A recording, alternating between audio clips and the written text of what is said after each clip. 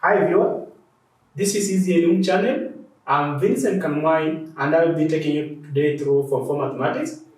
I'll be taking you through Loci topic 3. I believe it will be interesting. Stay tuned as I welcome you all.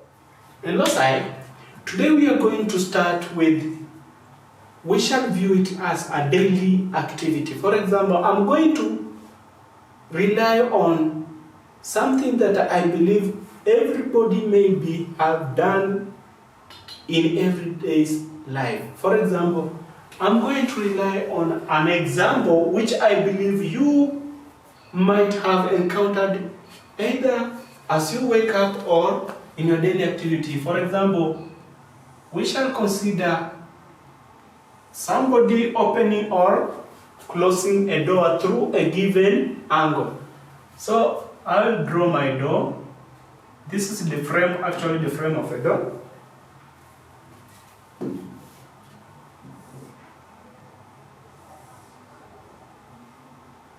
So having a door of this frame,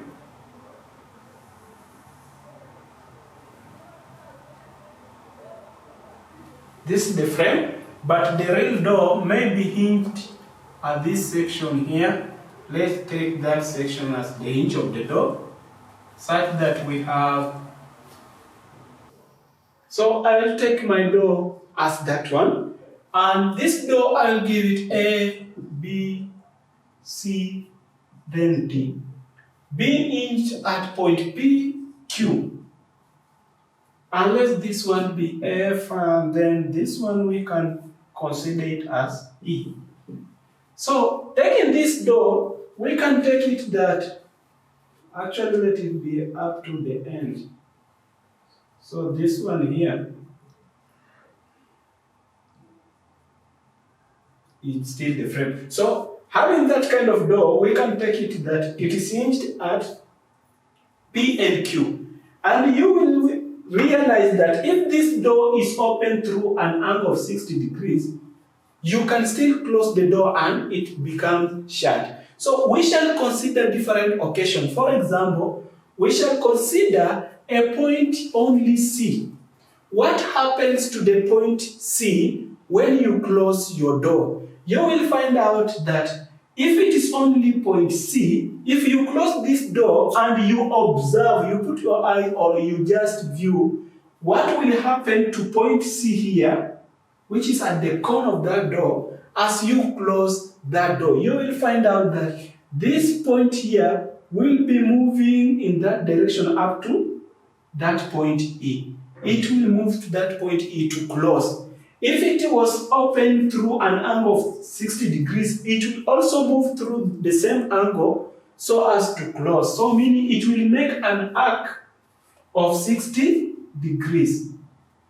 This is my C, so I say you will find out that it makes an arc.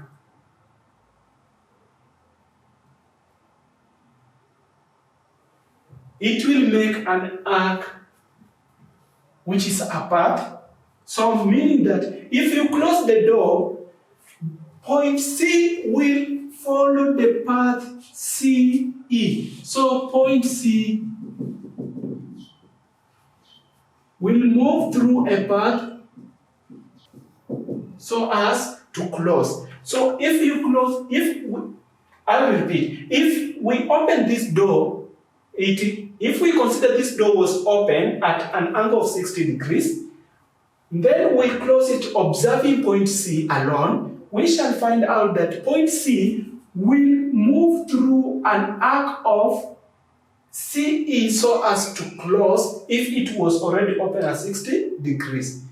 Let's now consider line BC of the door and still consider that the door was still open at an angle of 60 degrees. You will find out that if you close this door, if it's still hinged at P and Q, you will find out that if you close, you will find this line here, which we now call it as line CD. It will move through this side here in order to close. It will cover the whole area, downward area, so as to close. I'm considering this line here and here I have, here is D, here is E. From what we are having here, I'm just translating this one to here. So we have here point D and here E. So that is what we have. And here is now the line which I'm referring to as line DC, which is on the door, the bottom line of the door. So I'm taking it to be DC as it is. So I'm just observing line DC only without observing the whole door. So I'm closing the door, but at the same time, after holding that, I'm just observing what will happen to the line DC. You will find out that if this one was 60 degrees, as the angle which we have, this door will have to cover that distance so as to close. So it will cover all of this, it will move with the all of that space. So the line will move downward here to cover a region which is 60 degrees in measure. So you will find out that if you move this line BC, it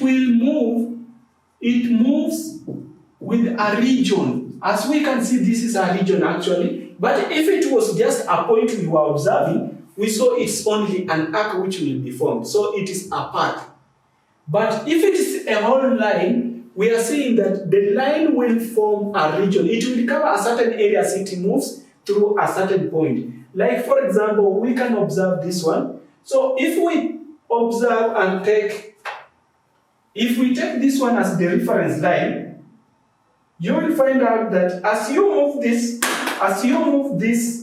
pen here, you will find it is moving as it covers all space. So meaning the region which it leaves as it covers, it is an area. That's the region what that line of that door will cover. That's what we refer to as an area. So it will cover the region. Actually, DC will cover a region or what we call area. It will cover an area. But let's observe another point here, whereby now you may stand as an observer at this point and observe the whole door as it closes. So we are going to observe the whole door as it closes, in that we have the door as this one. Let me draw here the door ABCD, ABBC.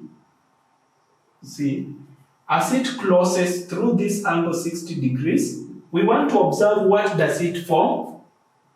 So you will find out that if you close this door, if you close it to cover that distance, as you observe all its area, that is the door itself, you close but you observe the total door as it closes, you will find out that it will cover the whole space. If this duster is this direction, if I move it in this direction, you will find out that it is covering the whole space. And if it covers the whole space, it will form something we know as a section which will look like a prism. So that you will have a section in such a way you will have formed, if that was the door, you will find out if this was angle 60 degrees, you will find out if you close the door, it will cover this whole region here. The backward region up to point, that is A, B, C, D. That is the door which I'm referring to, point A, B, C, D. Then as you closes, this was point F, and this is my point E. As you closes, I mean the point B should touch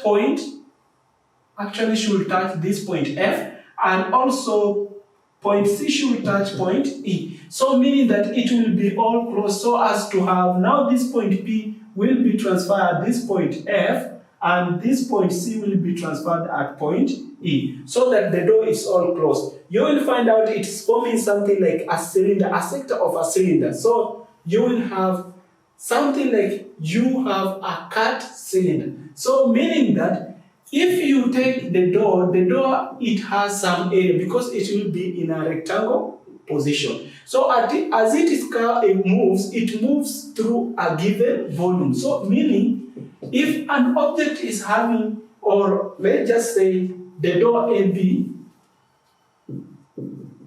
ABCD, that's the door which has some area. If you move it, it will cover a volume because it has some area. It has some area. If you calculate, you will find, if you move that area, you will find it moving with the whole space. So meaning, as it moves, it will be forming something like a cut cylinder. So meaning it will form a volume actually. It will form a volume.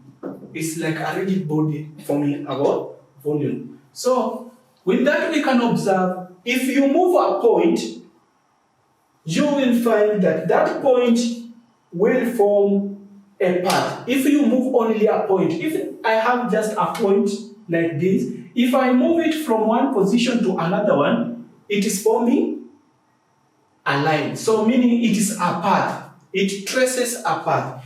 Like point C traced to E, traced a path. But if it is a line, if you move the total of that line, you will find with reference to where the line was, it will form a region, and that region we also refer to it as an area. And if it is an area which you have like that, if you move it in such a way that you are moving it in that direction with given condition, you will find out that you are going to form a region which has an area, which has volume, you will form a region which has volume. With that, we can say that a loci of a point or area or region, we may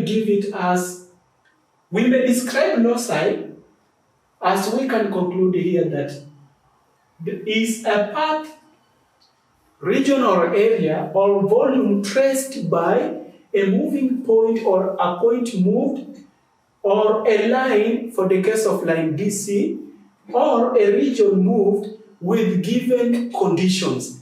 If we move a given point, given line or given region with given position to form or to trace a path or trace an area or region or a volume, then with respect to what we were moving with given condition, then that is what we refer to as loci. So we shall give a general comment on loci and say that loci is the path, area or volume traced by a point or a region as it moves according to given condition. It's a path, area or volume traced by a point, line or region as it moves according to given conditions. For a case, we can consider here and say that our given condition here was that the door was opened through an angle of 60 degrees. We were moving the door, we were closing actually with hinge points P and Q. So we were moving it across that hinge and the door was open at 60 degrees. That is what gave us whatever we were doing. And we can have an example like the tip of the minute hand of a clock during a 30-minute interval. So sketch the path followed, or sketch the loci of the tip of the minute hand of a clock during a 30-minute interval. So what we shall do, we understand if we have a clock, we have a minute hand. And if it is in that direction, if this is 12, 30 minutes it will be down here. So you will find out that if this is 30 minutes, here will be at 00. So if it is the tip of the minute hand, we are referring to the tip at the end point. So it is a point. So we need to state or trace this loci of, or the locus of this point of the tip of the minute hand. If this one is the minute hand, let this one be the hour hand. So if that one is the minute hand, we need to find the loci of that. And if we find out the loci, you will find that if it moves through a 30-minute interval, you will find it will move in that direction. So it will come to form a semicircle with respect to what we have. So it will be a path. Actually, it's a path. It's not a line. It is a path that moved. It's a path moved through 180 degrees. It's just a path. It's not an area. It's a path that has moved from this point to the other point, which is also perpendicular to the other in a straight line. So meaning it is a path moved through 180 degrees. But if it is the minute hand itself, the loci of the minute hand itself, you will find out that it will move to cover all of this area because it will move to this section here. So you will find out it will cover this area. So it will be, if it is the minute hand itself, it will form area with area through 180 degrees. So it will be a semicircle if it's the minute hand. But if it's the tip, it will form a path. And with that, you can use it to find any loci or see if it is a point, no, it will make a path. If it is a line, it will make a region or an area. And if it is an area or something that has area or region, then it will form a volume. We are going to see how we can find common types of loci, and with that you will see me. I have different kinds of apparatus here of geometrical, and we can identify them as this one is a set square, as we can see, and it's a triangle, actually a right angle triangle with angles 30 and 60. Here is another set square, and it's a right angle triangle set square with the angles of 45 degrees. We can see if we shall use it in our loci. And then we have a pair of divider. This one here, as you can see, this is what we refer to a pair of divider.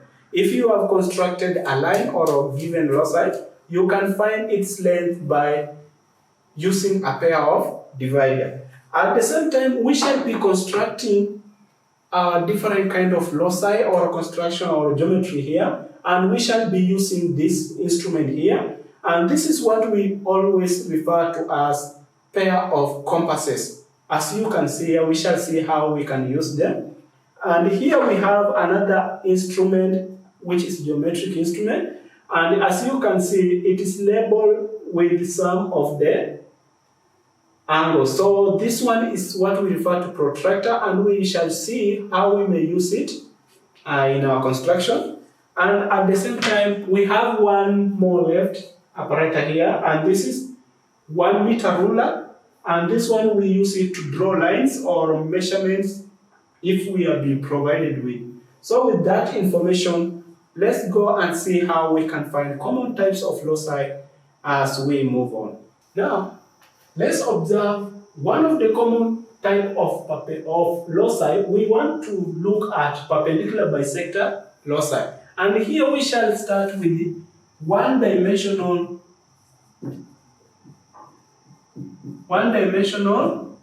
perpendicular loci. So we are going to start with the one-dimensional or 1D. So here we shall consider a triangle as we have been given, like PMN or PMQN, as we can observe here. And from this triangle, if we may deduce some of the facts from it, we shall find out that if we deduce, we see that line PM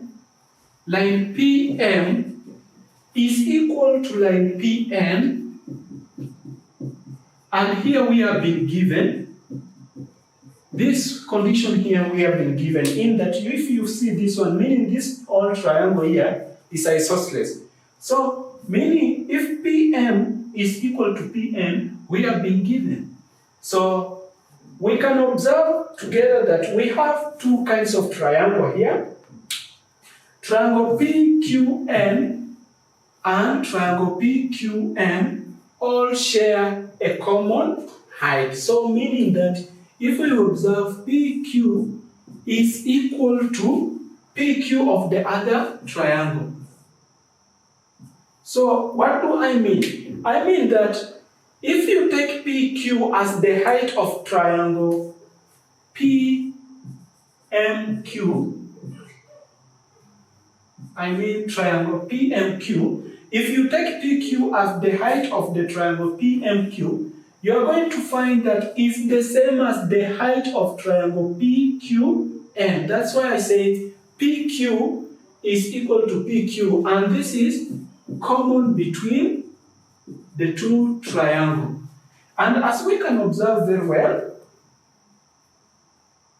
you are capable of seeing that if M and N are fixed points, and in that this Q we have been given as the midpoint between M and N, so if meaning that Q is the midpoint, it means that MN is equal to QN.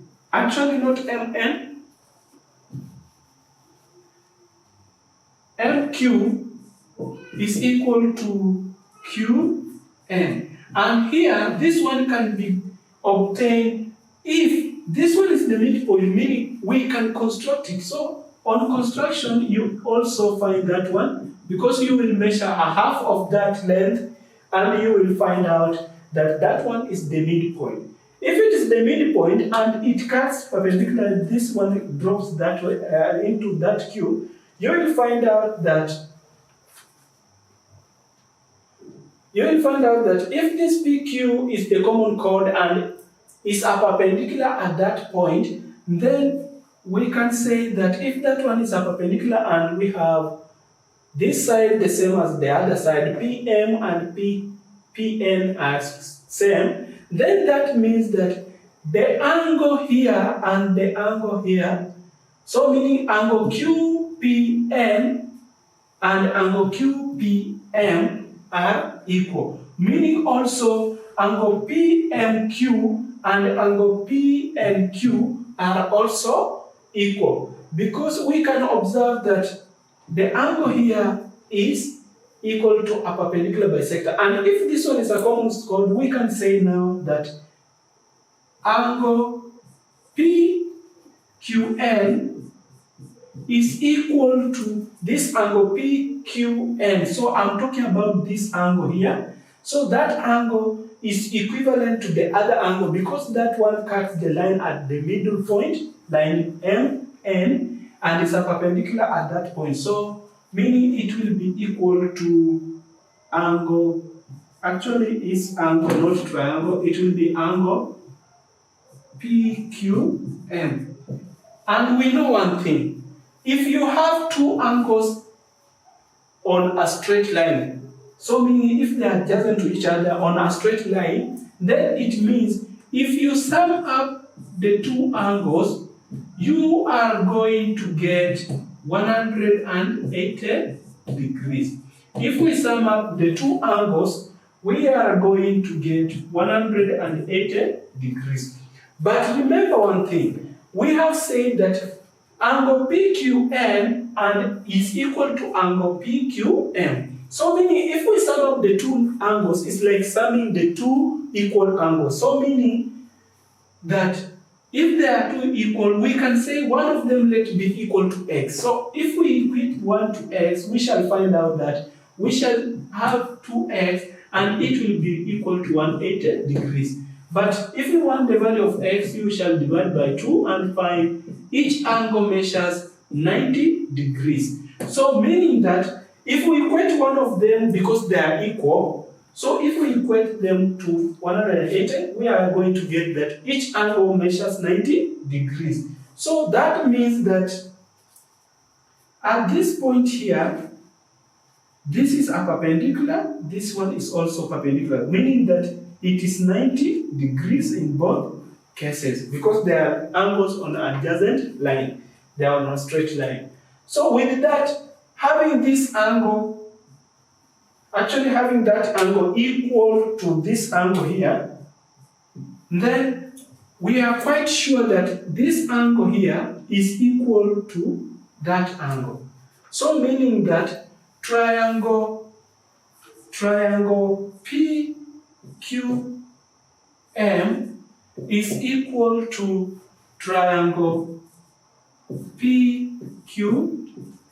And from our view there, we can say, since this angle is the same as that angle of here is the same as this angle, and here is 90, then this one is the same, since that we can say we are having right hand side rule, because 90 degrees and all the sides we have been given, they are common in both of them. So that is, they are equal by the right hand side rule. At the same time, they can be equal. Since this line is equal to this, so, and this is the common chord, they can also be equal by using the rule of side rule, because this side here, actually let me write down so it may be. So using that side, you can say it is equal due to side rule, because this side is equal to this side, and the common side is common between both of them, and this side here, MQ is equal to QN. So meaning all the triangles are equal with side rule, or right hand side rule is still the same. So with that, we can notice that if this one is 90 degrees, if we need a perpendicular at this point, we can see that this point will bisect that angle in two, but this line, if you measure any distance from this point, this M to point Q, is the same distance from Q to N. And if as you move up, if it is at this point, if you measure any distance from that point to that bisector, or that point line QP, you will find out that it is the same distance from that point to point N of the other triangle. So meaning that on this line, if you take any point from the line PQ and you relate it to point M and point N with respect to line MN, you will find it is equidistant from the two vertices. So we can say that this point PQ, or line PQ actually, is equidistant from M and N. And any point that may be on this line PQ will be equidistant from M and N. So as we can view, this one is a perpendicular bisector at this point, and we can thus say that if you want to find a perpendicular bisector locus, of any given line, it means you are going to bisect that line perpendicular. Meaning what? You will construct a perpendicular to the line, so that you will find a line on which any point on that line will give you an equidistance to the given two fixed points. Now let's consider a perpendicular bisector locus in 3 dimensions. And we have seen a perpendicular bisector of any given line in 2 dimensions will give you a line which on that bisector, if you take any point on that bisector, you will find that it will be equidistant from the given fixed point. For instance, now here we are going to see how will that behave with a line joining 2 fixed points and be in 3D locus. For example, we are going to construct a line, point M and point N. And if you are being told to construct a perpendicular bisector in 3 dimensions to any given line, that means you are going to consider all directions of that line, and be that if you find a point P which will be on that locus, then it should be equidistant from point M and also equidistant from point N. So what we shall do, you consider all direction, and if you consider all direction, if you may do this way, you will find out that if you bisect this line, you are going to have, so that's what we are going to have there. So what you do, when the two arcs join together or intersect, you join using a line, for example, this way, that direction. So on this line, if you measure any point from this line, you will find that if you measure any point from that line to M or N, it will be equidistant. But remember, we have said this one is for two-dimensional, but now we need in three-dimensional, considering all direction.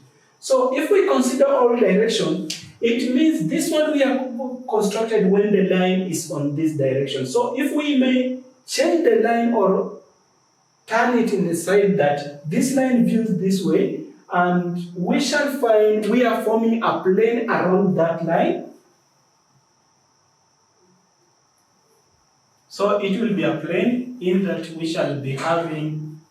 You will find out, if you consider all direction, you will find out that you are going to construct a bisector which passes through the line which joins point M and N together. And on this line here, which is a plane, if you take any point in any direction, let's say that point will be P, it will be equidistant. If you measure that point from M or N, it will be equidistant. And with that, you will have constructed a perpendicular bisector to a given line in three dimensions. That is constructing a perpendicular bisector to the line, but you consider all direction. So you will find it is a plane in that direction. So if you take any point from that, it will be equidistant from M and N. Let's see how we may find the locus of a point at a given distance from a given straight line. Let's now see how we can find the locus of a point at a given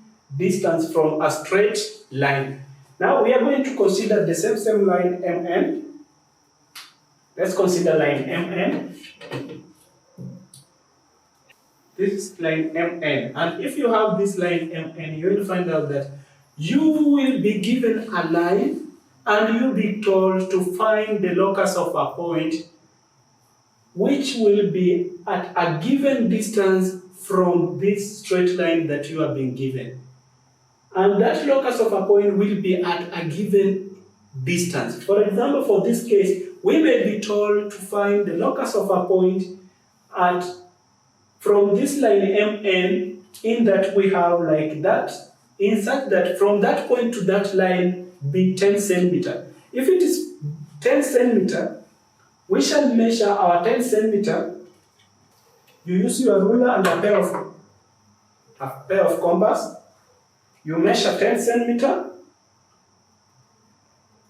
For my case, I will measure that one for easily visible. So if you measure 10 centimeter, you will find out using your pair of compass, if you have been told to find a locus of a point inside that, it will always be 10 centimeters to the line if you are finding it in two-dimensional. Let's just say two-dimensional. Actually, we are dealing with the two-dimensional case.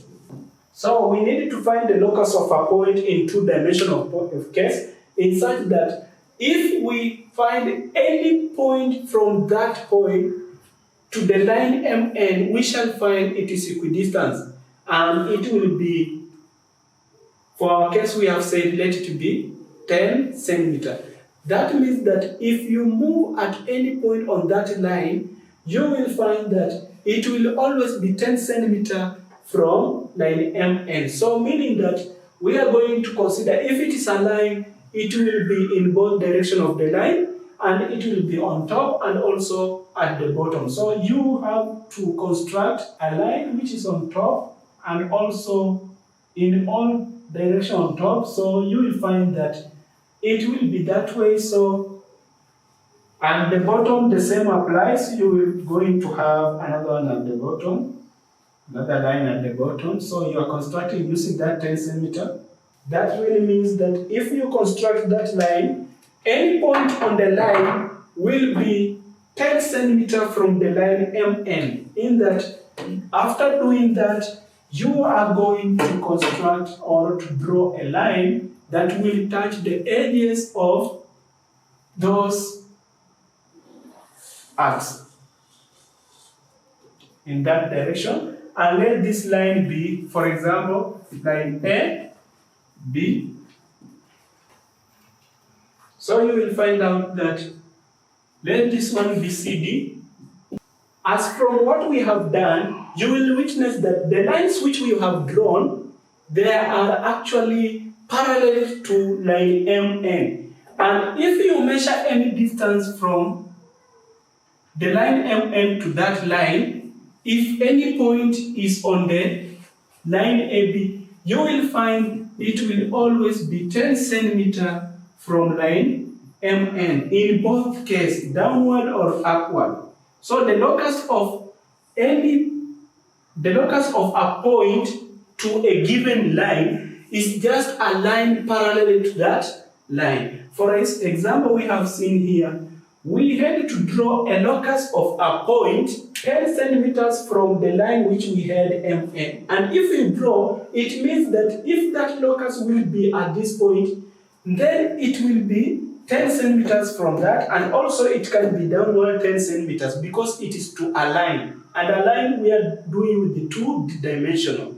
So if that is the case, we shall find out that it will be 10 centimeters, 10 centimeters. So if you are here, it will be 10 centimeters. As you move on along this line, you will find it is 10 centimeters. So the locus of a point to a given line is always a line which is parallel to that line. So as we can see here, if we were told it was not 10 centimeters, it was now A, then it means in general that if it is A centimeters or A distance from that point, or A distance, so you will find you will draw two parallel lines which are parallel to that line MN, and you will find if you measure your distance from that line M to any of the lines, you will find it is equidistant. And that is how you can draw the locus of any line, the locus of any point to a given line at a given distance.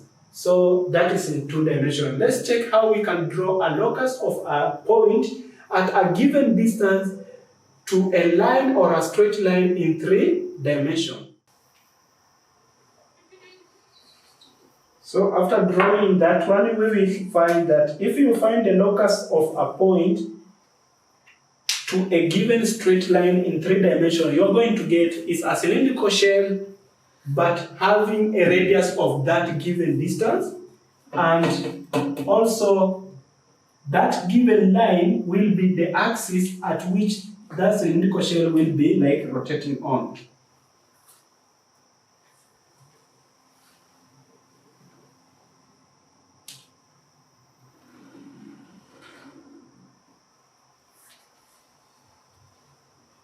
So we are going to get something of that sort. And remember, this M is like an axis, so it protrudes out. So the locus of a given point to a straight line we have seen in three-dimensional, it will be a cylindrical shell, but it will have that given distance, which is like A, as the radius. If that is the A, you will find that if you measure that one from the center to the circumference of that cylindrical, you will find that it is always that given distance. If it is A centimeters, then that is what we shall regard as the radius of that cylindrical shell. But the line which we are drawing that locus to, it will be the axis which the cylindrical shell appears to be rotating on it. So with that we have seen the locus of a point to a straight line in two dimensions. We have found it is two parallel lines drawn to that line, and A is a distance which is equidistant between the two parallel lines. And also we have found out that if we have a locus at a point with a given distance to a straight line, we have found in three-dimensional it will be a cylindrical shell with that given distance as the radius of that cylinder. So let's see how we can find the locus of a point of a given distance from a fixed point. We are going to see the locus of a point at a given distance from a fixed point. And here we shall start with a point in two-dimensional. And if it is in two-dimensional and we have a point, just a fixed point, for example, let's consider a point like ours to be x. And we'll be told, draw a locus of a point in such that it is from a fixed point to x, and it is s centimeters from x. If it is s centimeters from x, and x is our fixed point, then we shall take a protractor and measure that given centimeters or distance on a ruler. If it is s centimeters, you measure them on a ruler, you find it is s centimeters. Then after measuring it on a ruler, you take your pair of compass, you put it at that fixed point. Then if it is in two-dimensional, you will find that the locus of that point, it will be a circle. It will form a circle. You will find out it will form a circle with that given distance as the radius of that circle, as we can see here. If this one was our point here, so it means that if we find that radius, you will find that that radius is that given distance. So in two-dimensional, we are going to have it as a circle, but having that given distance. If it is s centimeters, it will be that s centimeters from the center. Let's see in three dimension. In three dimension, and you will find out that if you have been given the same point x, and you'll be asked to find the locus of a point at that point x, s centimeters from x in three dimension, then you will have to take your pair of compass, you measure the given distance on a ruler. After measuring them on a ruler, for example, given that s centimeters, you measure that s centimeters on a ruler, you take your pair of compass and place that point which is a turning point on your that fixed point like this. Then you draw a sphere with the radius of that given. You will find out that you are going to draw a sphere. A sphere may be indicated with some dotted lines like this on one of the sides to show that that is the shadow or the dark part of it.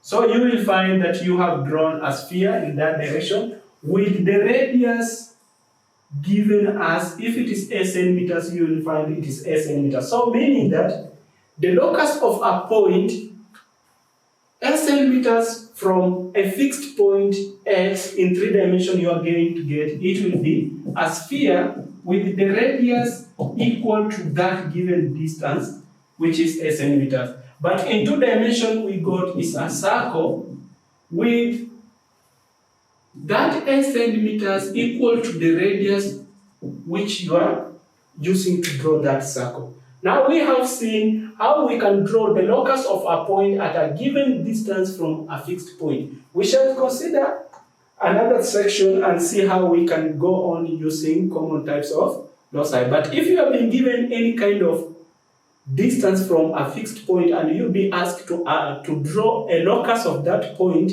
or the locus of that fixed point with a or given distance from that fixed point, then it means you are going to draw, if it is in two dimension, a circle with the radius equal to that given distance, and if it is in three dimension, it will be a sphere with the radius equal to that given distance.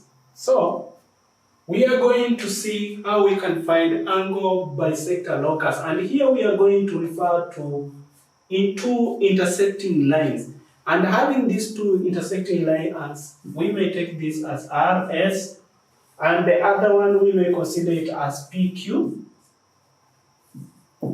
being intersecting at M.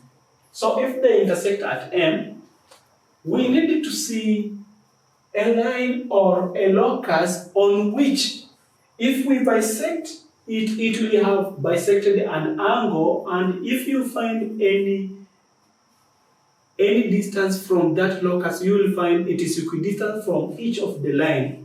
For example, if it is Q, P, and S, R, you will find out that if you look, for example, if it is this angle here, if it is this angle, the locus of that line, you will find that it will be equidistant if we measure the distance from that point to either Q, M, or S, M, or the other way around. So let's see how we can find it. So what you should do is this.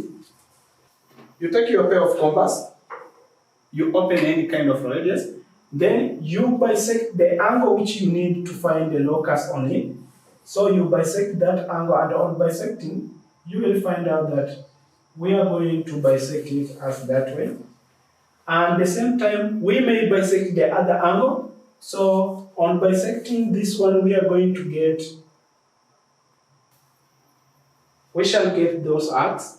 And remember, if you are bisecting using a pair of compass, you should hold at the tip of your compass here and not here. If you hold here, you may vary the distance or the measurement which you measured. So you hold it at the tip. After bisecting that way, we are now going to draw a line that joins that bisectors with them together. So we are going to have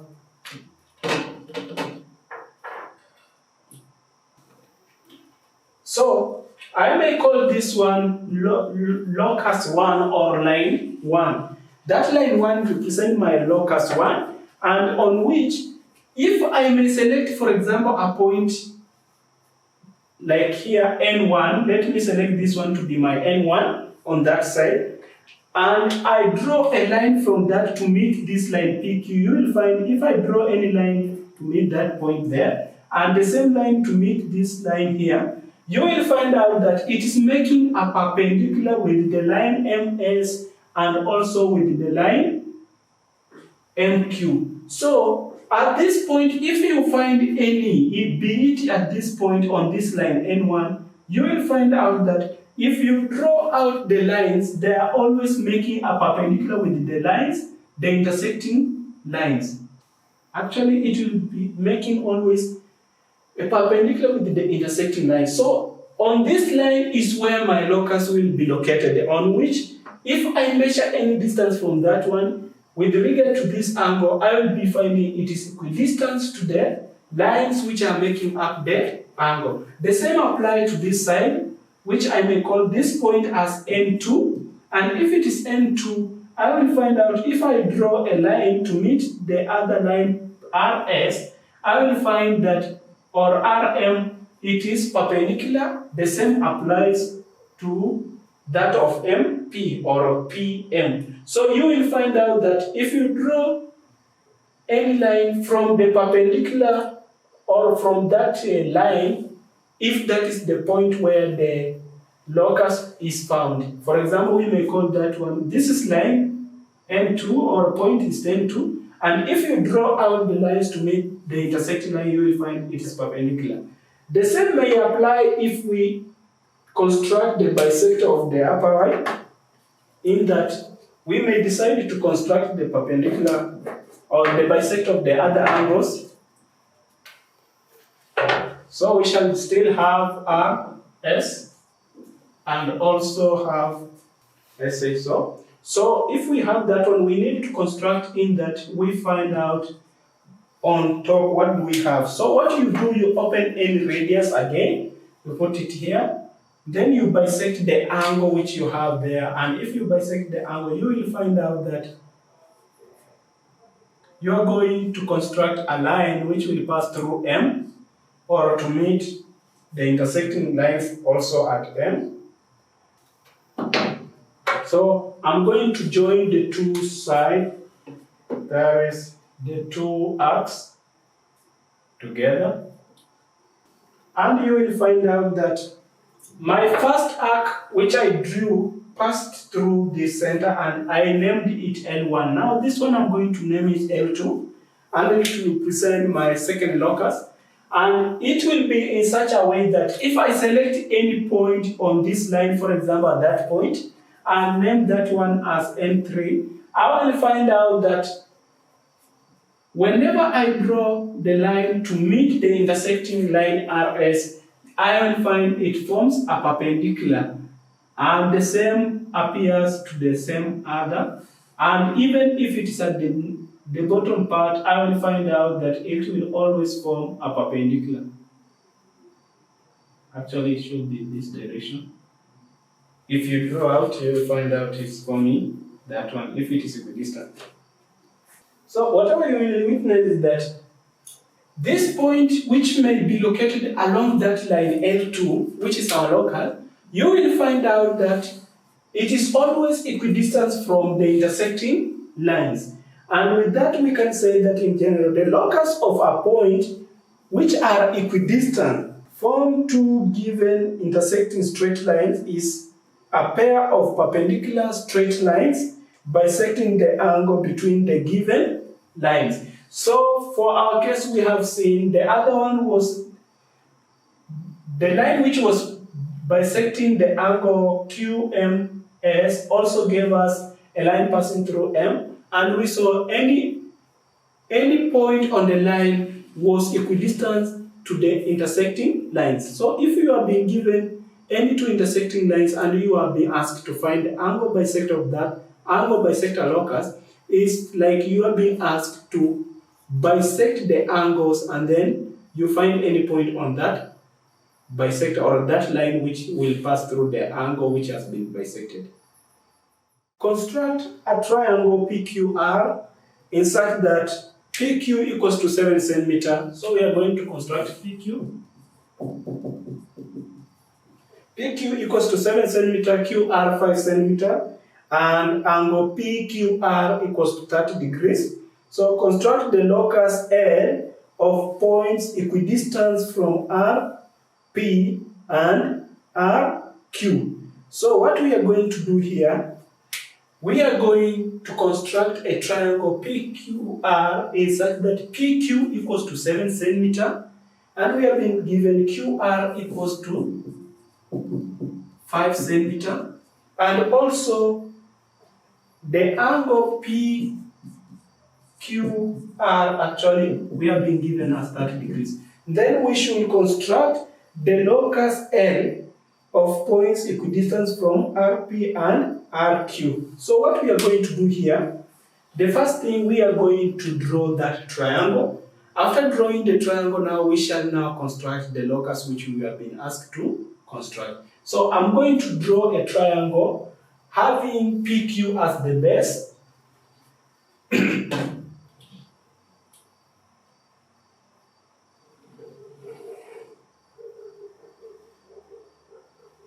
So having that one as the starting point P, I'm going to measure 7 cm using a ruler.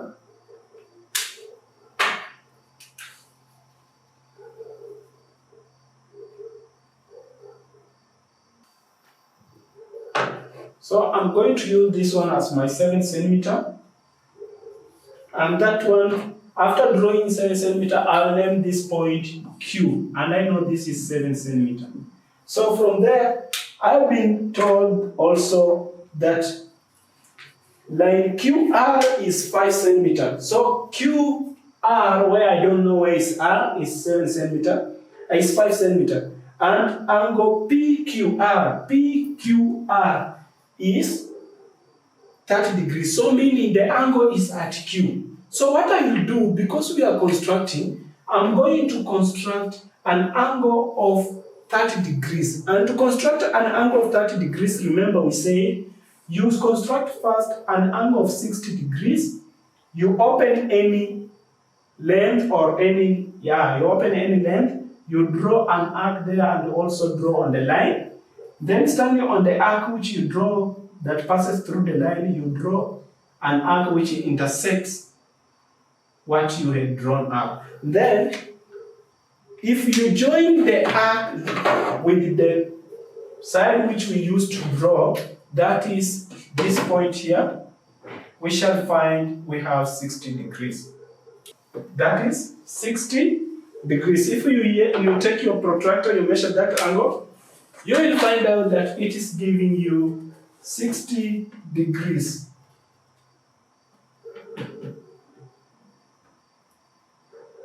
Actually, you can view here, it is 60 degrees. We have just found that 60 degrees using construction. Again, we need 30 degrees. So meaning we need to bisect that angle. And if we bisect the angle, we are going to get 30 degrees. So whatever I will do, I open any radius, then I bisect that line, I draw an arc to the lines which are of the angle. So I'm going to draw again there. Then standing on the another arc which is on the other line, you draw an arc to cut which you have already drawn. So on doing that, you draw a line, join the arc at the point Q. And if we do that, students, we are going to get, we shall find a line which passes through that point. And if that is the line, remember we have been told that that is our line here. Then this one here is 30 degrees because it is a bisector of 3. What we had there was 60 degrees. So we have bisected 60 degrees and now we have found 30 degrees. So we are going to draw line QR, and we know line QR is 5 centimeters. So I'm going to measure 5 centimeters on my ruler. Now, using a pair of compasses, I have measured 5 centimeters and I come at Q. Then I draw an arc on my line which is of 30 degrees. And after drawing, I'm going to join that arc with point P so as to form the triangle PQR. So this is what I'm going to do.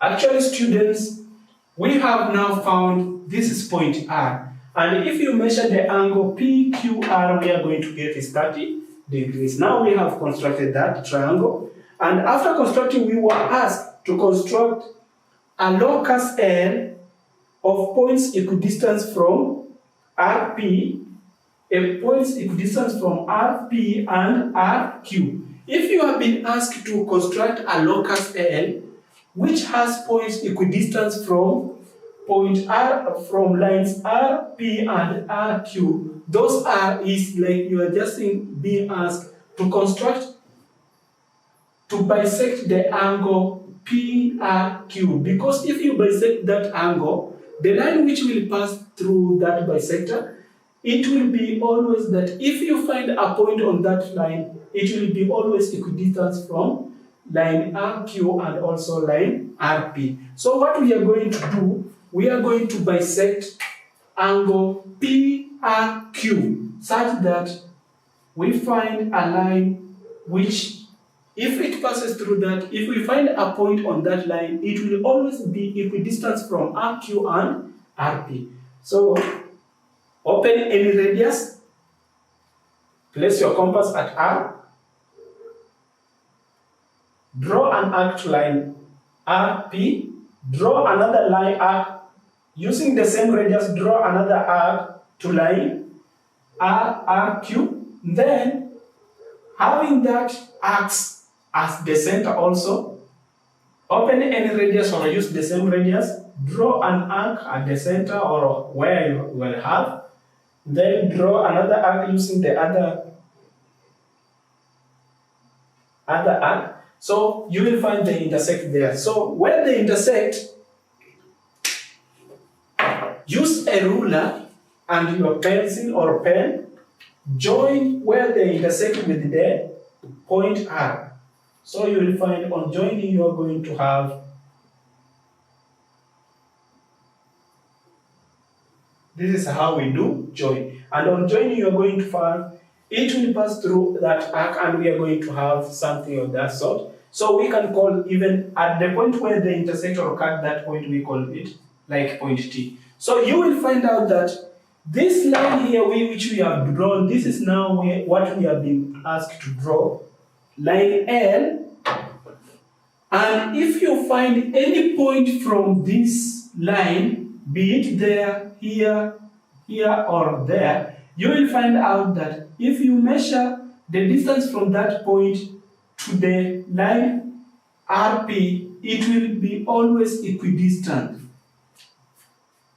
And that is how we find angle bisector, or the locus of an angle. So we can find it by bisecting that given angle. And if we find the distance from that given line after bisecting, you will find that it is always equidistant from the given bisector or bisecting lines. Let's see how we can find constant angle loci.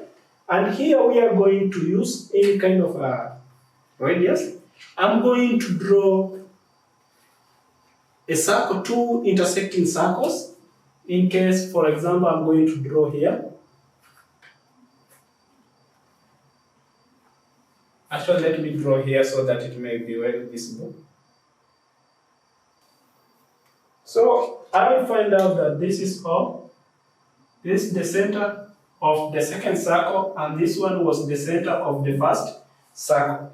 So having drawn that circle, I want to find the constant angle loci. And if I need to find constant angle loci of that circle, I will do this. We have chords, and I'm going to take a chord at this point. So where they intersect, I draw a chord that joins the 2 points. I will name that chord as AB.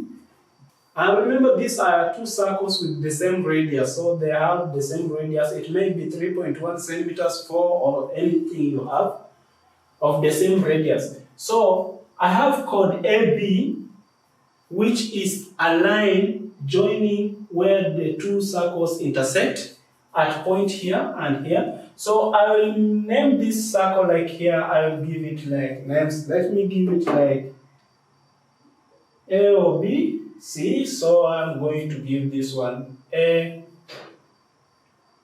Let's call this even this point O. And then this one B, and then here I give it name C. That is my first circle. And then the second circle, I'm going to give it AP. So I'm going to give it A, P, B, D. A, then this side I call it P. Actually, let me give it another name like F, so as to make it well seen or visible. A, F, B, then D. That's the name I'm going to give it. So we have two circles. My first circle here, circle 1, is AOBC, and that circle 2 is AFBD. That is what I'm having. So if I take my ruler here, I draw some triangles in this circle. For example, let me use a little young one.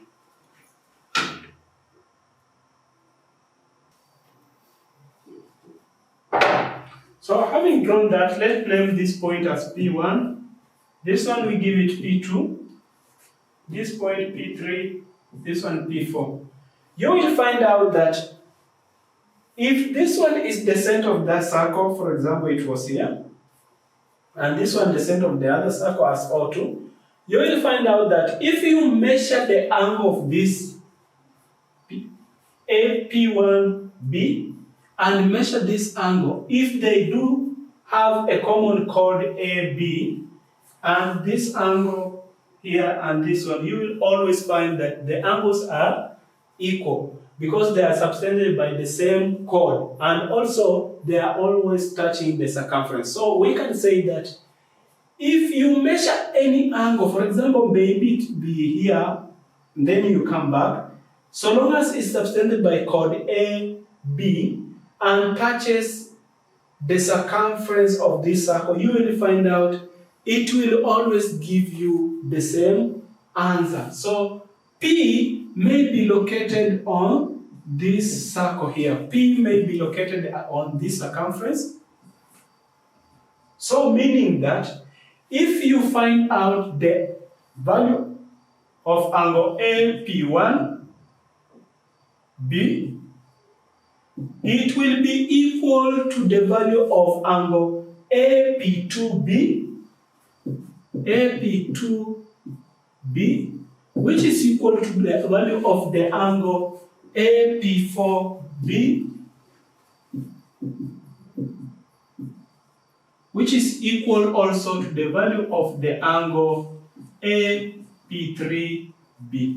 So whatever I'm concluding here is that if you find the locus of a point on a circle such that angle we have a constant, we are looking for a constant angle loci. So if you find the locus of a point on two intersecting circles with the same radius and AB being the common chord between them, you will find out that any triangle which will form joining the chord or touching the chord AB, which is the point where they are intersecting, it will always be having the same angle regardless of where it touches on the circumference. So meaning that a point P, which we may locate, point P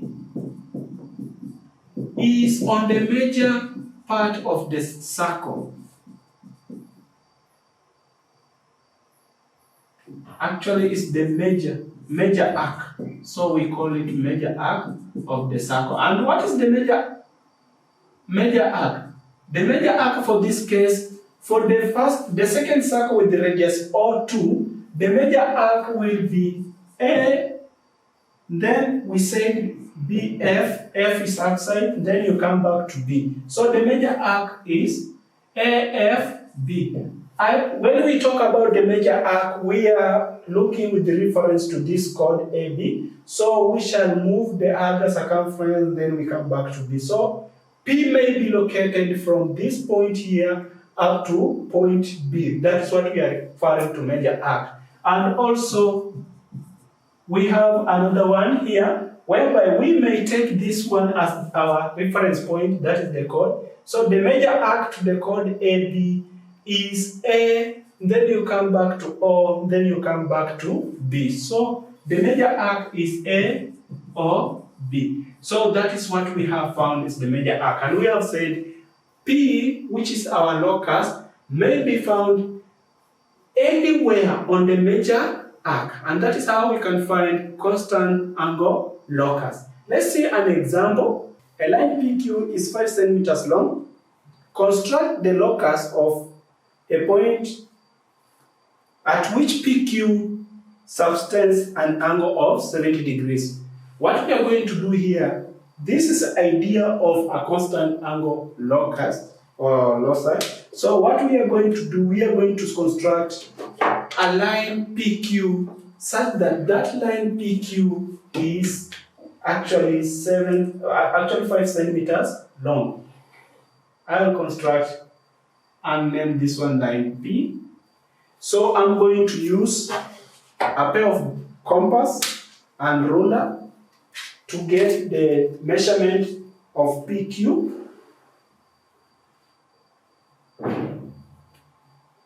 I found out that is my Q. So my Q here is 5 centimeters from P. Then after drawing that line PQ, we have been told to construct the locus of a point at which PQ subtends an angle of 70 degrees. The idea is that we know if we construct a locus of a point, let's say that point be T, it will be in such a way that if we find the angle QTP, we shall get it as 70 degrees. Now, with that idea, let me just introduce another kind of idea in that if I have two intersecting circles here, as we have done, then this will be my chord like PQ. This is just a sketch of what we are about to do there. So we are getting the idea. Then we are constructing point T in such a way that that T is 70 degrees in either way. It may be even in this direction, so it may be 70 degrees. We shall find out that if this is the angle at the circumference, then that subtended at the center with the same chord, we know it is twice that subtended at the circumference. So it will be here to find if this is the center of the circle. We shall find out that the angle subtended at the center of the circle with the same chord, which gives us 70 degrees at the circumference, it will be 140 degrees because it is 70 multiplied by 2, we shall get 140 degrees. So, considering the triangle here, Q, and then with the O as the center, we shall have a triangle whereby this is 40 degrees. So, we are going to have a triangle where this one is 140 degrees. So, meaning if this is a triangle, we are going to have that lines as isosceles.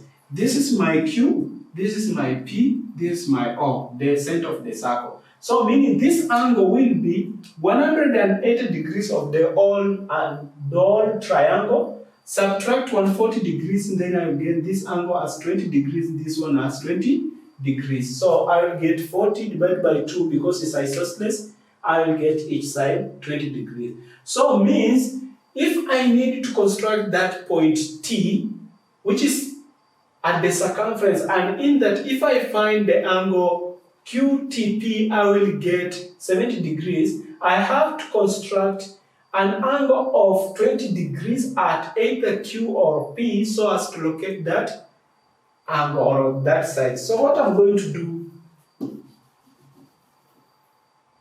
the same will apply. So if I measure 20 degrees, I'm going to construct the center of the circle. That is what I'm going to construct. If I measure 20 degrees with the idea, I will be getting the center of the circle. So I'm going to construct a line to pass through that 20 degrees.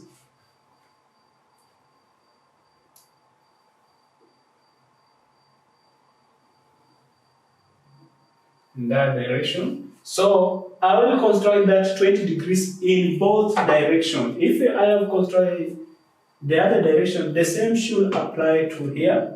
Because locus, it appears that if it is a line, it is in 2 dimensions. So I will construct also in that direction. So I will find out that in construction, I will get this one will give me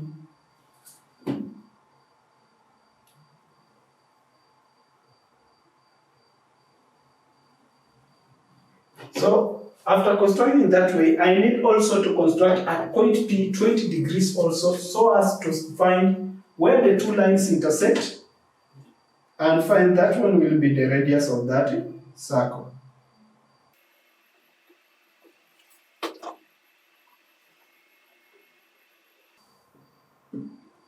So having those points, you join them to point P using a ruler and a pen or a pencil. So that way, the same apply to other points. So I'm getting that the 2 points which I constructed are joining. This one are 20 degrees. This one also is 20 degrees. The same to this 20, this one is also 20 degrees. So the point where they join, this one I'll call it O1, and this one I'll also call it O2. So having O2 as the center of the circle, I will construct a circle which passes through chord QP. Now my QP will be my chord. Now I will draw a circle here.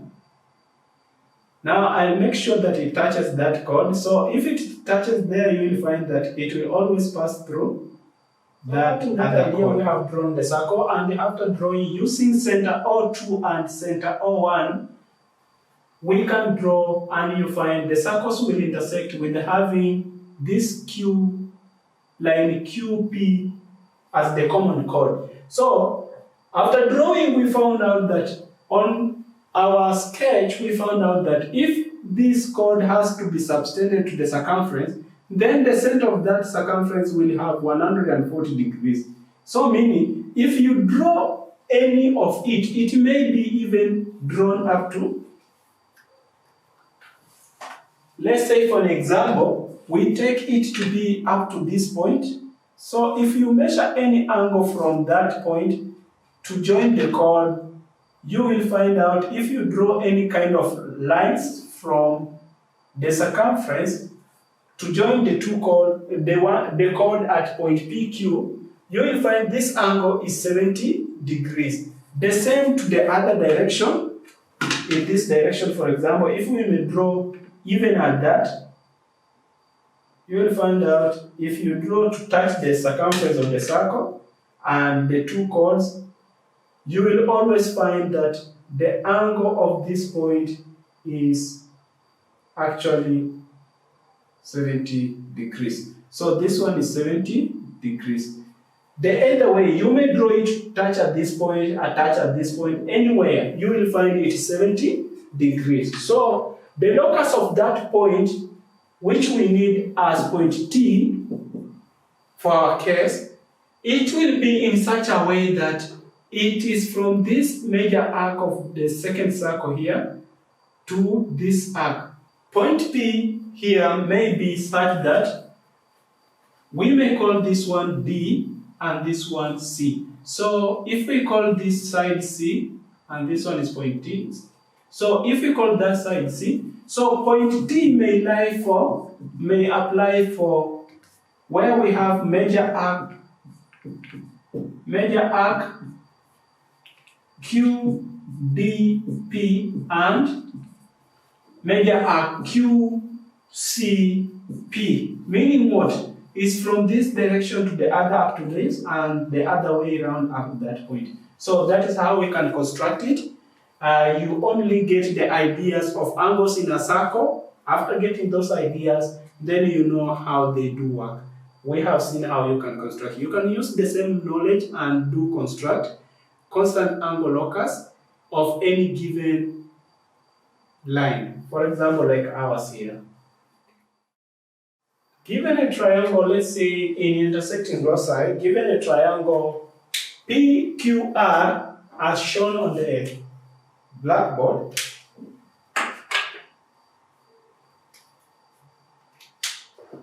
we can really find intersecting bisector or intersecting loci of this triangle in several ways. For example, we may be told first intersect line R, intersect angle PRQ such that a point is equidistant from PR and RQ. So what you do, you come and open any radius on your protractor, a pair of compass.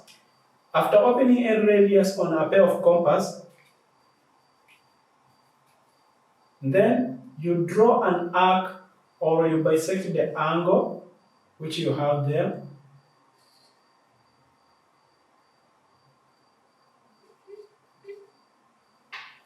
You will have it at this. So I'm going to draw a straight line to join the two. The arc and R.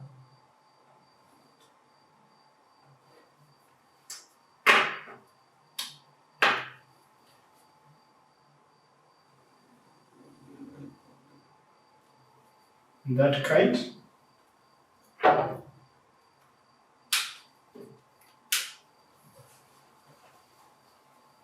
So what we are going to have, this is the first locus or the line locus L1. So we are going to draw, we can be told to draw another locus such that it is 2 centimeters from the line PQ. If it is 2 centimeters from the line PQ, you measure your 2 centimeters. If you have a ruler, for example, me, I will measure this way. So I will draw from line PQ, you are going to draw a parallel line which is parallel to line PQ and is 2 centimeters in both directions, that is down and up direction. So it will be downward and upward. So there are 2 parallel lines.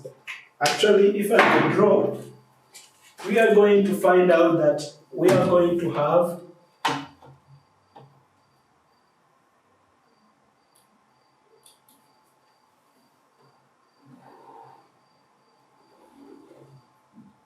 and that is line, let's call that one as loci or loci 2. So if it is locus 2 or line L2, and then this one we give it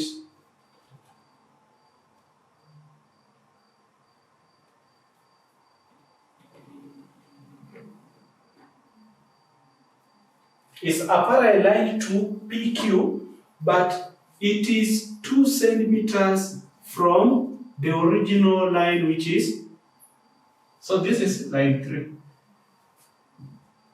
2 centimeters from the original PQ. So if you have been told to draw a locus of a point such that it is a locus to a straight line PQ, in such that if you find that one is 2 centimeters, you draw it in upper or downward in 2 dimensions. For our case here, we shall draw in 2 dimensions, and we will find out is that way. So you will find out that line L2 cuts line L1 at, for example, M, and line L3 cuts line L1 at, for example, let's say N. So the points where the lines intersect, we call now that one intersecting loci, because we have constructed the loci or to given condition, and we have found they also intersect. So this is the point where the line intersects. So if they intersect at that point, that's what we refer to intersecting locus. So we are going to see an example on the same, and we shall consider a triangle here. We have been told construct triangle PQR such that PQ equals to 7 centimeter, QR 5 centimeter, and angle PQR is 30 degrees.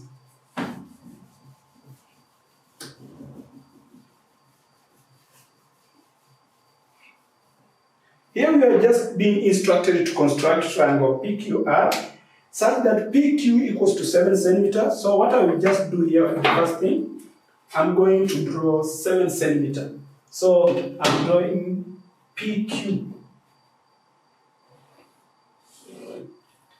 And I will name this point as B. Then I will use a pair of compasses and a ruler to measure the distance which I require is 7 centimeters. So I will take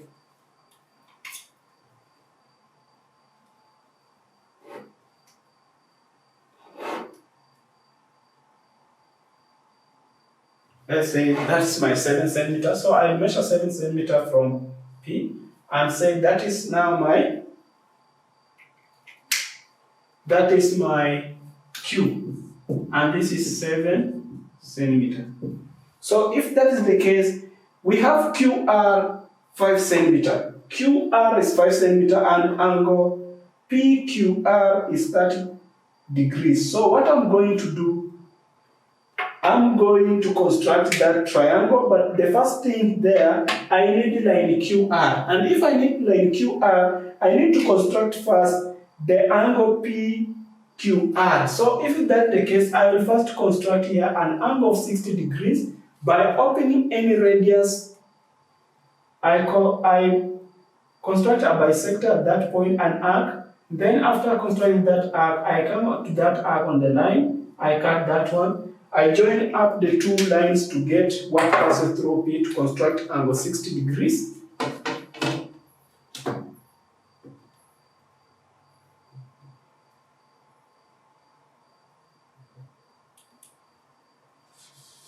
I'm going to have that. If you measure that angle, I will find it is 60 degrees.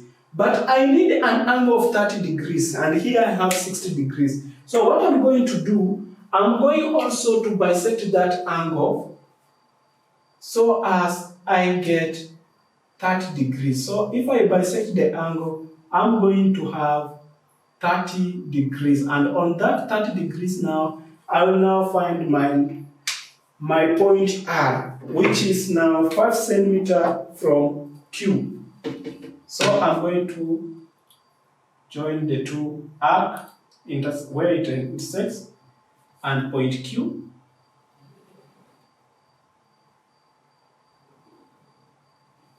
So I'm finding that is there. So this is my 30 degrees. After drawing that way, you now measure 5 centimeters so as to locate R. Open your pair of compass. You measure using your ruler 5 centimeters.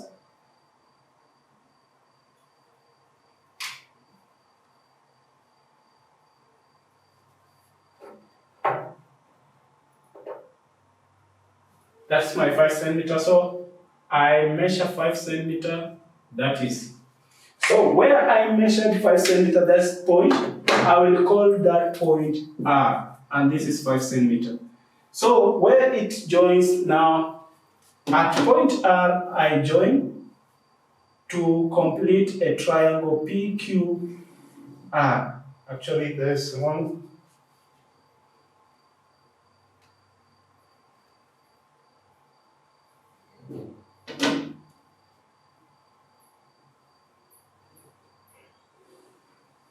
So that is it. So I'm having triangle PQR. Now I've constructed. Now, other question was that construct the locus L1 of point equidistant from P and Q. Construct the locus L1 of points equidistant from P and Q to meet the locus L2 of points equidistant from Q and R at M. Measure PM. So what we are going to do here, we are being asked to construct perpendicular bisector to given lines. If you are being asked to construct the locus L1 of a point equidistant from P and Q, is only simply being asked to construct a perpendicular bisector to line PQ such that we shall construct it in this direction. You open any radius, bisect up and down. Using the same radius, bisect the other way. Actually, I needed to do more of it, so it will be that way. And also up. So I need to draw that line. And I will find out that if I draw, it will cut it that way. Now that is my line L1. That is the locus which I was told to construct. And if I measure any point from that one to P or to Q, they will always be equidistant. So I'm going to construct line L2 such that it is equidistant from Q and R. So if it is equidistant from Q and R, I will construct a perpendicular bisector to line RQ. So I'm going to open any radius again. Then I do draw some arcs in that direction. So I'm finding the do intersect at that point. So I'm going to draw a line which joins the two arcs which I have intersected at that. That line is a perpendicular bisector of line RQ and is such in a way that if you find any point from that point to Q or R, it is equidistant. So we have found that the two lines are intersecting outside the triangle and it is at this point, and we can call this point as we have been informed as M. So we have been asked to measure PM. So measuring PM, we need now to use another tool of geometry, and that is what we refer to as pair of divider. Now you will use this pair of divider and you take the measurement of the two. Then using the same what you found, you transfer them on a ruler. For my case, I'm getting 13. For my case here, using whatever I constructed with, I'm getting 13 centimeters. So it's going to give me 13 centimeters. If you use the same, you will find your own measurement. But maybe for my case, actually it should be drawn, not 13.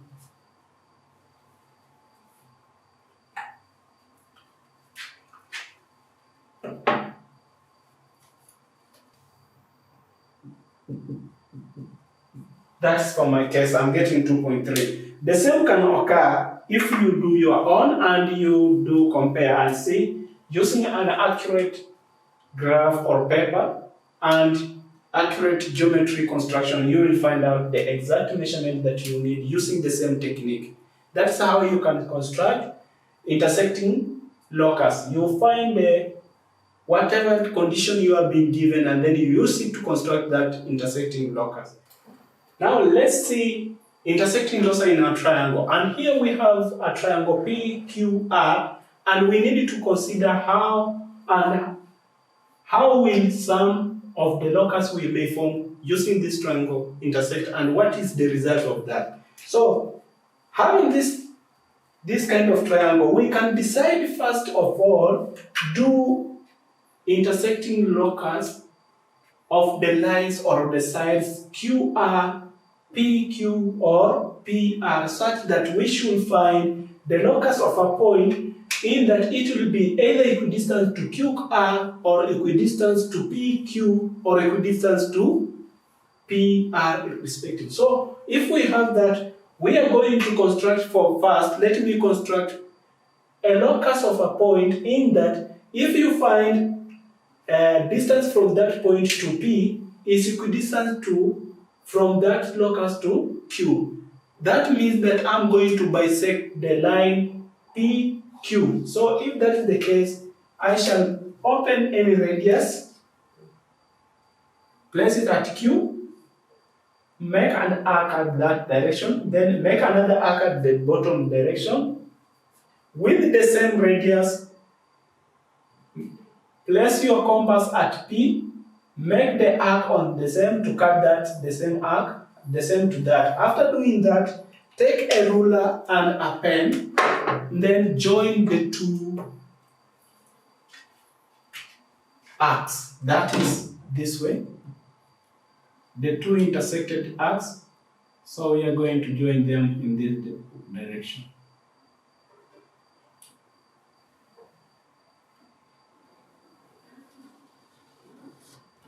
We will find it will form that line. So let's call this line as L1. That is our first locus. So we are going to construct another one.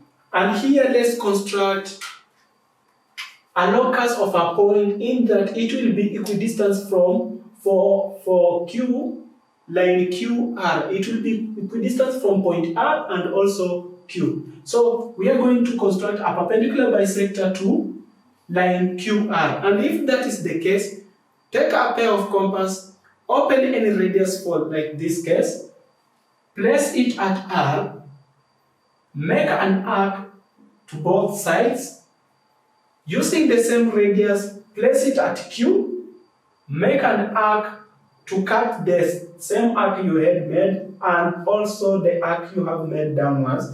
So be sure not to confuse. Then after doing so, join the two arcs using a pen or a pencil, whichever you are using, and a ruler. You will find you are drawing a line in that case. So this is line L2, and that is our locus, which is now bisecting line QR perpendicularly. So after having that, let the two loci intersect at point O. If they intersect at point O, then for this case, if we use that O as the center of our circle, we shall find out that if we draw a circle, it will have a quality that it will pass through all the vertices of the given triangle. Let's see how it works. You will notice out that the circle passes through the points or the vertices of the triangle, as we can see there. This was an extent actually. So passes through the vertices of the triangle, with the center being where the locus intersect, and this is where the locus intersect. So we can say that a circle which passes through the vertices of a triangle, we do call that circle as a circumscribe. And the point where it is the center of that circle, or where the radius may be R, that point or the center of that circle, we do call it circumcenter.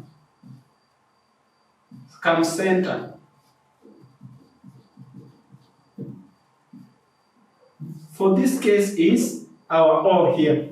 That is what we refer to circumcenter. And the circle itself is called circumscribe because it is circumscribable or it has enclosed triangle PQR within itself. So that's how we can find, if we bisect the sides of a triangle, we shall get a circumscribe. Let's see how we may obtain another one. Now let's consider a triangle ABC in such a way that we have that. So we may be asked, we have seen first, if we construct the sides of the, we construct the locus of the sides, we are going to find out that we are having circumscribed. So we are going to consider whereby we will form the bisectors of the angles and see what we shall find. And here we may be asked to construct a locus in such a way that it is equidistant from side AB actually, and side AC. If you have been asked to construct a locus which is equidistant from side AB and side AC, they are actually meaning that you constructed the angle BAC. And if that is the case, what you do, you take your pair of compass, you open any radius. After opening any radius, you make an arc on side AB and make an arc on side AC. After making an arc, using either the same radius or having change, then make an arc at the center of that circle as is shown. Using the same radius, also stand on the same arc or the other arc and make the same arc. So after doing that, join where the two lines intersect or the two arcs intersect with point A. So we are going to join it using a ruler and your pen. You will find that we have formed loci or loci 1. So that line L1 is our loci, and it is such a way that if you take a point at any instant of the line, it will be equidistant from side AB and also side AC. Let's form another one in such a way that it is equidistant from side AB and side BC. If that is the case, open any radius using your pair of compasses. With that radius, make an arc on line BA or AB. The same radius, make an arc on line BC. Using either the same radius or having change, standing at the arc which you made an arc at the center or where you have the same at that to intersect. After you have seen that they have intersected, take a ruler and a pen, join the intersected arc with point B, as I am doing here.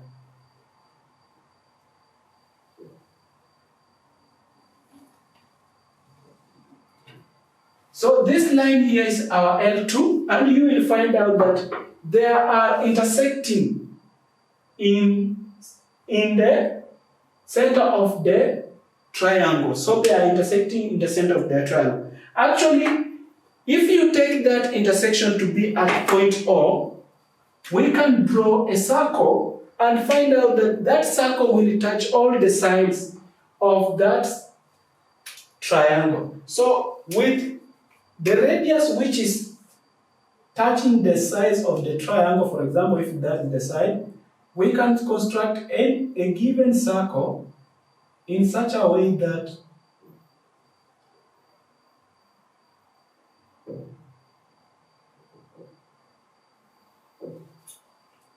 you will find out that if you draw a circle using a pair of compass with the radius touching the side, you will find that circle passes and touches the sides of that triangle, that side AB, BC, and CA, as we can see.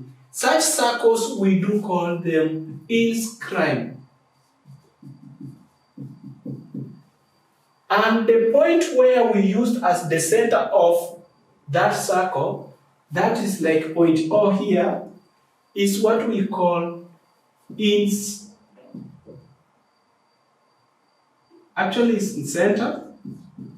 We call the circle, we call the point in center, and the circle we call it inscribed because it is inside the triangle and therefore it is inscribed into that triangle. That's why it has the name inscribed. So that gives us that if we find intersecting loci of perpendicular bisectors of the angle, you will find out that it will form a circle using the point where they intersect, and that circle will touch the sides of that triangle. Let us see another one where we can produce the sides and see what we shall form. Now let's consider triangle PQR with sides PQ produced and PR is also produced.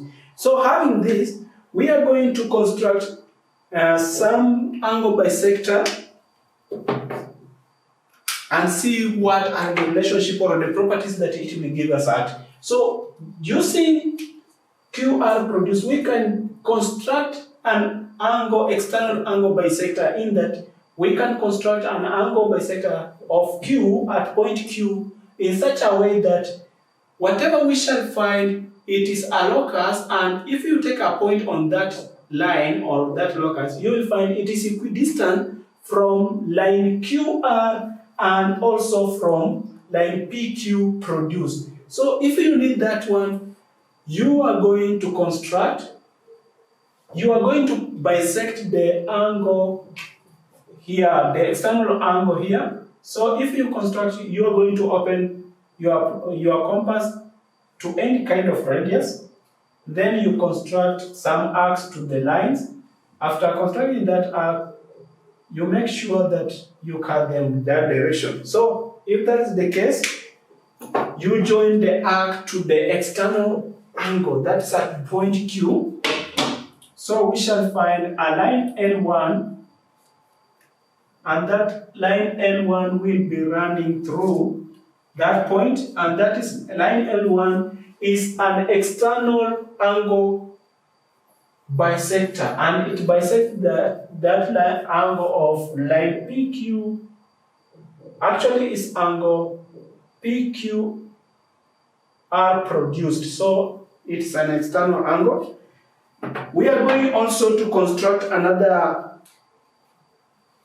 angle here bisector, and we shall construct to a line PR produced and RQ, such that if we find any point at that line, it will be equidistant from PR produced and also to the line QR, so that we can say it is equidistant from the two. So if that is the case, we shall open our compass to any kind of radius, make an arc on line PR produced, make an arc with the same radius on line RQ, then using the same radius, or after opening another one, make an arc at the center, also at that point. After making that arc, join the arc where they intersect with point R, such that we shall find out we are getting line L2. After forming the perpendicular bisector of the angle PR produced, then we have found they intersect at point, let's say that point is O at this point. So if that is the point, we have found that the intersection. So with the radius touching, we can construct a circle in such a way that it touches the side of PQ produced and also PR produced and that of QR.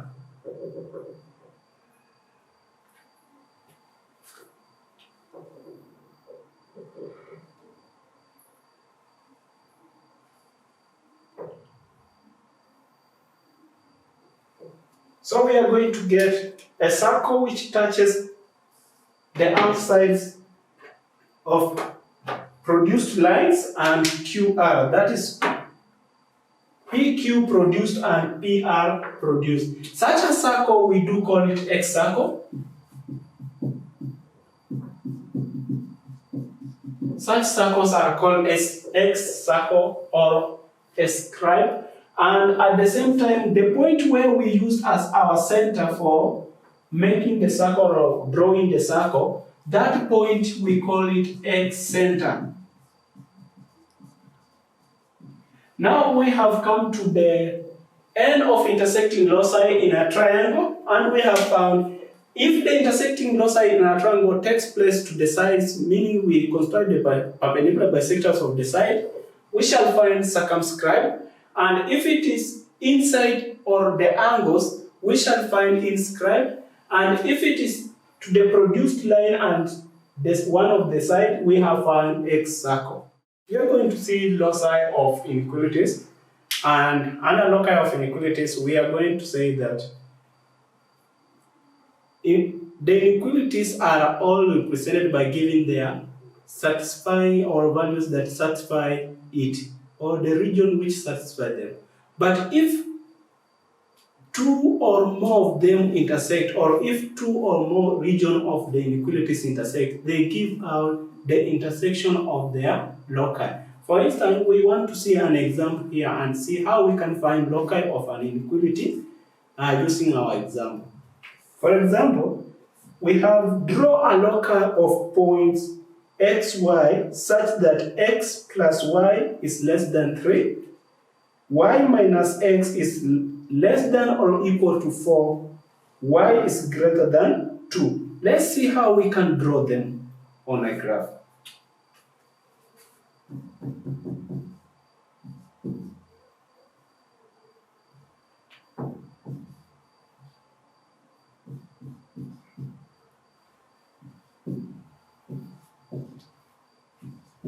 What we should do here is that we are going to form simple tables of x, y of the first linear inequality here, the second one and the third, and see what can we form there. For example, I'm going to draw a table. For the first one, x plus y is less than 3, meaning that I will find x is equal, for example, I'm drawing that table of x equals to 3 minus x. Now let's draw them on a Cartesian plane, and on plotting you will find out, you will plot out. Now we are going to plot these inequalities on the Cartesian plane, and we are starting with that table of x plus y is less than 3, but I will plot a line of y equals to 3 minus x so that I may get that table, which is the same as this.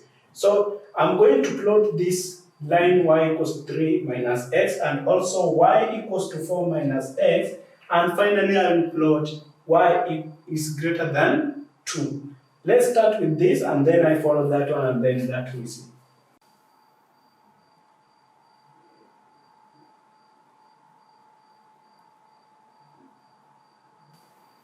Now, from this one I have drawn, and we shall identify the first graph gave us the first equation. So we see this is x plus y is less than 3. So meaning this line should be dotted. So I'll make mine to be dotted and not to make a mistake that is full, because if it is less, it means the line is not inclusive. So this line is y.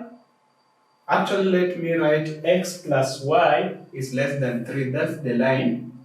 X plus y is less than 3. But this one we have been told y minus x is less than or equal to 4. So meaning that if we do it, we are going to find out that here we shall have it, because it's less than or equal to 4, it means it will be a continuous line. And if that is the case, this line here will be y minus x is equal to 4, because that's the line. Then I'm going to draw another one of y is greater than 2. And y if it's greater than 2, that means we are going to draw a parallel line to x-axis passing through 2, and we shall have it as that one. And this one is y is y is greater than 2. So actually this line is y equals to 2. So we shall identify which side is greater than 2 and which one is less than 2. So this one is in this direction. So let's now find the point that satisfies. If we have been told x plus y is less than 3, then we are going to select any point. For example, we can take point which is down here, for example, 1, 1. So meaning that if we find 1 plus 1, we are going to find is less than 3. Actually, it's true.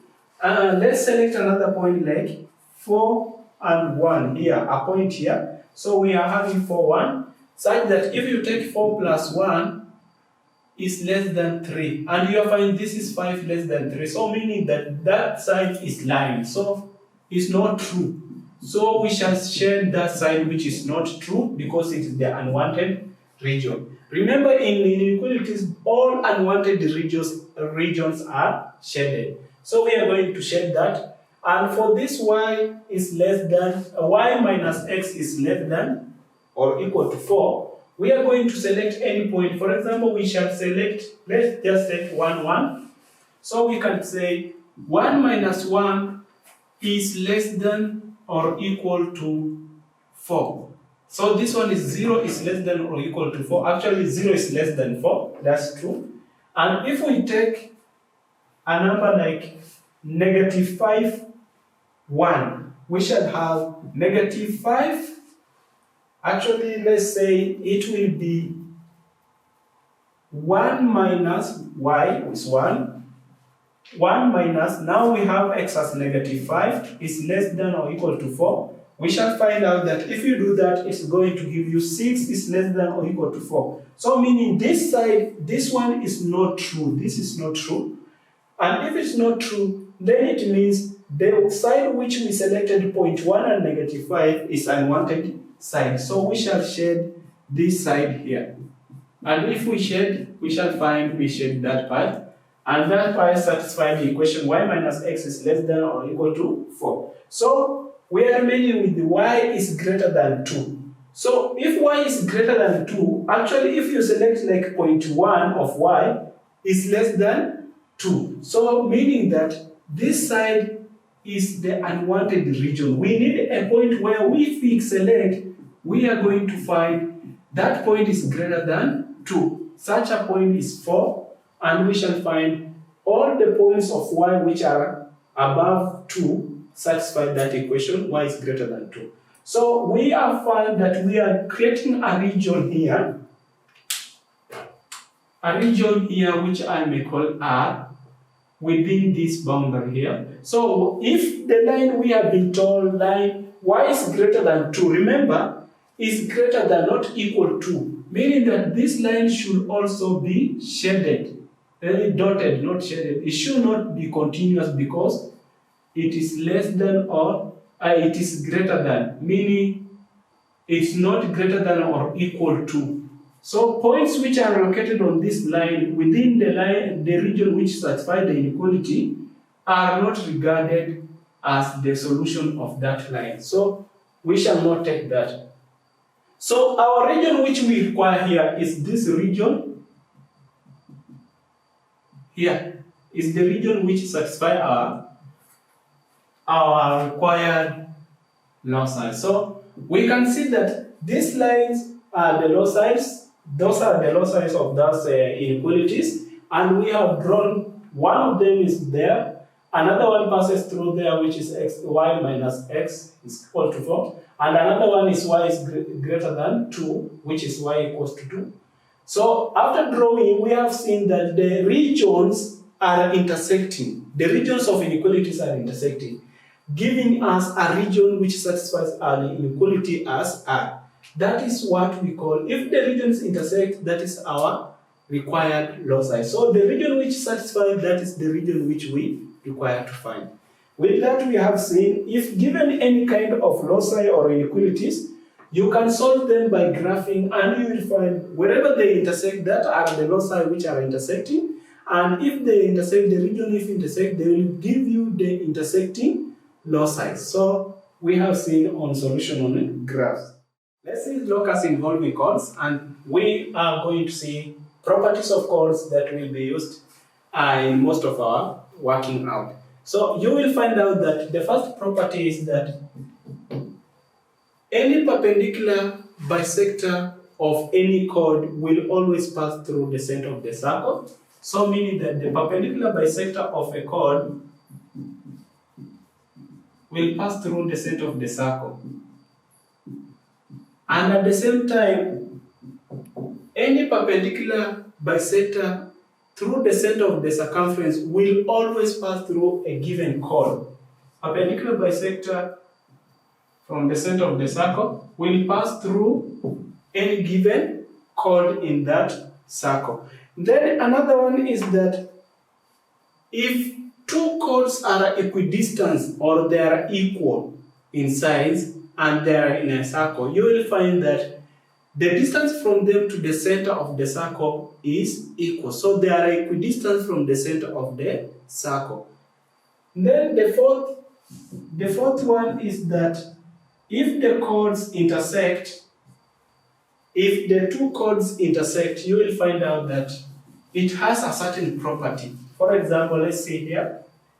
If you have a circle of this kind, and you have one of the chord passing through that, let's say this is A, B, and in that we have another chord intersecting the chord of A, B, and this one is C, D, you will find out that if A, B intersects C, D at M, the length of A, M is, let's say, X, and that of M, B, B, Y, and that of C, M, B, D, and that of M, D, B, B, then you will find out that if you take X multiplied by Y, you are going to get the same value as D multiplied by B.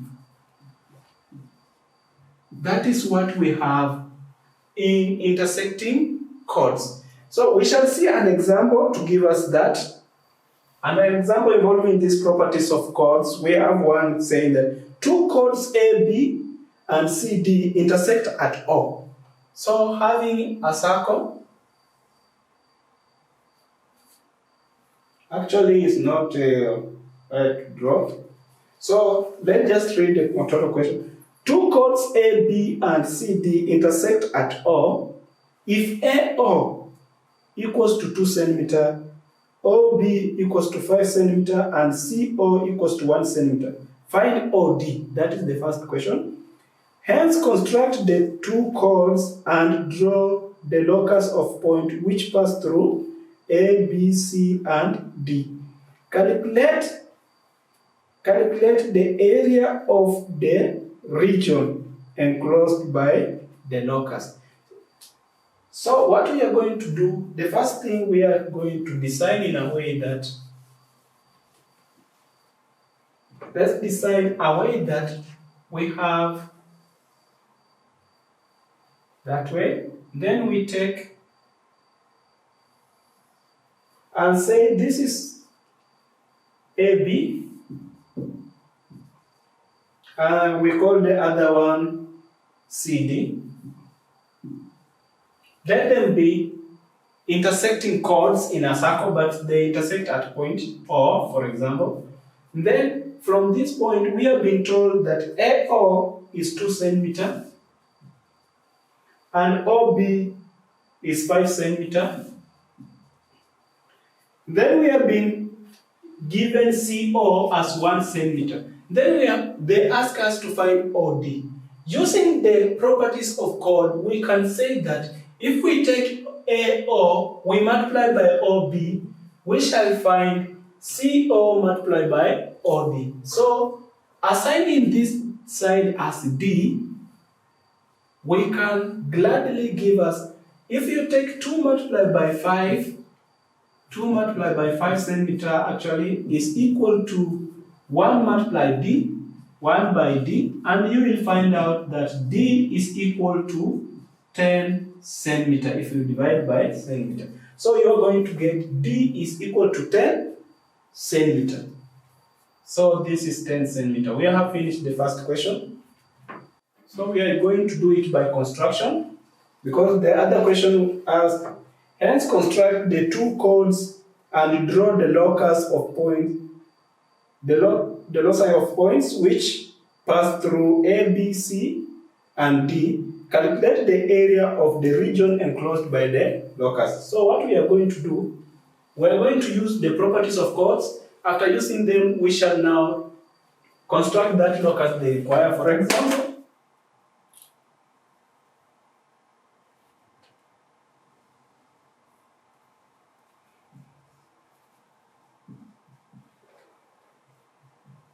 we need to construct, we have constructed the chords are that way using the dimensions we have. Then we need to construct a locus of a point which passes through A here, B, C, and also D. But using the properties of chord, remember we said that if we construct a perpendicular bisector of any chord, it will always pass through the center of the circle. So we are going to construct so as we may find at what center does that circle is. I'll construct a perpendicular bisector to line or chords CD.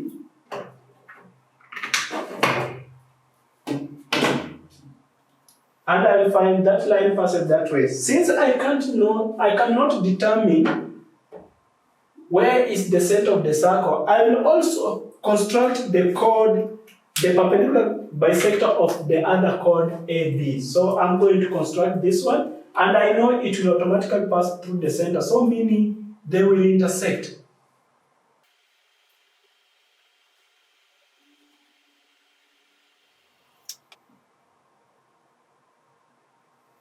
Now we find that perpendicular bisector to both of them, that is the first chord which is AB and that of CD, are meeting, let's say, at point, let's give this one O2. This was O1, let's give that one O2. So using that O2 as the radius of the circle, we are going to construct a circle which passes through the points which we are being given.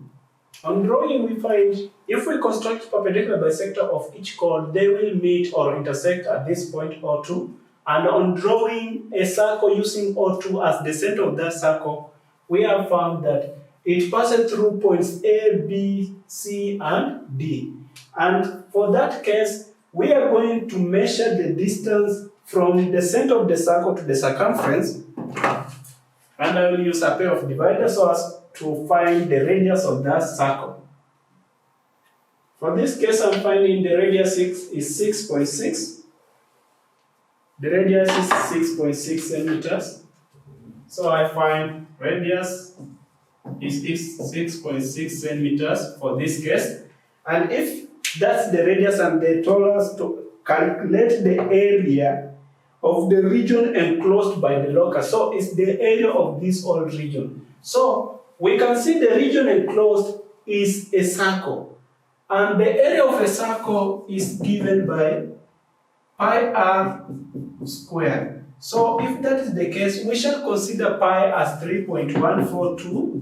Then our r is 6.6. Then we are going to square this. So we are going to have, we shall find our area to be 136.8655 square centimeter to 4 decimal places. And that is how we can use the properties of chords to find locus involving chords, and we can use it in any way to find out the area of a given chord or even to find the length of a chord using that properties.